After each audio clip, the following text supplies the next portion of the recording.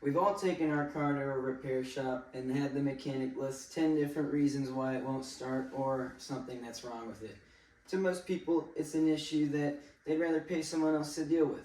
But in reality, your car being able to start in the first place is all thanks to the fuel injection. Today, I'm speaking to inform my fellow Comm 110 peers about fuel injection in automobiles, and more specifically, the various types of fuel injection used. I will be covering the history of fuel injection in TPI/GDI applications and the pros and cons of direct versus port injection. For my first point, I'll be discussing the history of fuel injection. The first era of fuel injection began in cars with the carburetor, after it failed to produce a precise air-fuel ratio when it counted. In World War II, when planes needed to go at higher altitudes, it was leaning out air mixtures causing gasoline to be too rich, resulting in knock. After air engines needed more reliability, as carburetors were unreliable at altitudes, in 1940s, according to S.M. Darby, an article titled Top Automotive Innovations, History of Fuel Injection, written on 1/26/2014, racers and hot rodders experimented to improve endurance on land speed records. In 1955, Mercedes-Benz used Bosch aircraft engine to win the Mille Miglia, a 1,000-mile endurance race in Italy. During the 1960s, European automakers, according to BestRide.com, began experiments with production in vehicles. Brands such as Porsche, Audi, BMW, and Aston Martin used Bosch Jetronics injection systems. In 1967, the first electronic fuel injection system was made marketable, known as D-Jetronics design. It made it more popular for European vehicles such as Saab, Volvo, or Volkswagen, and Jaguar. This started a chain effect where in the 1970s, Japanese automakers jumped on board, followed by the 1975 Cadillac Seville.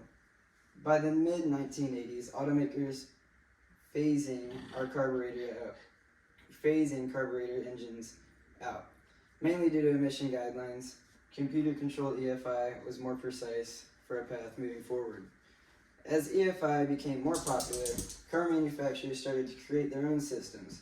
General Motors, for example, implemented their tuned port injection system in 1985, according to an article assessed on 9/30/25 titled History of GM Port Injection with no author. The addition of the TPI system on 350 small block engines improved the stock horsepower from 205 to 245 horsepower after adding TPI. The TPI application worked alongside an ESM, MAF sensor, and MAF modules to help control the power and burn off to drive better performance. As a working example, in my 1985 C4 Corvette, the first ever TPI injection system was used.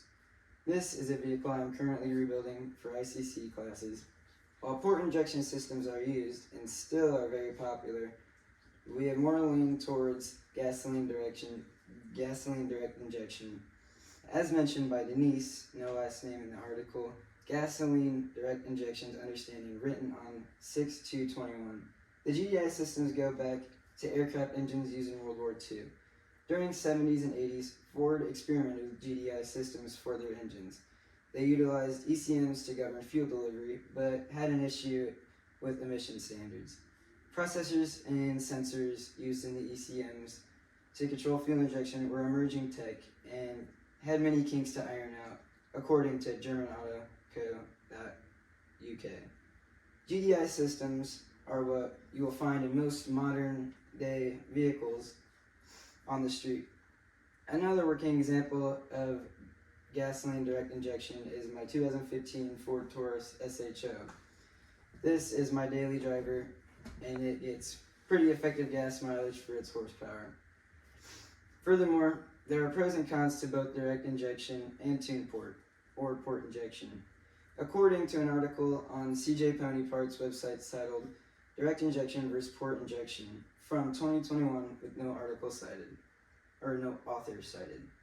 Port injection has a few advantages, one being that it's very simple and inexpensive. It requires fewer moving parts and lower maintenance costs. A second pro of port injection is fuel vaporization, as it's injected before the valve in the cylinder. It's fully vaporized before being combusted. This allows burn-off to be much more reliable, unlike carburetors.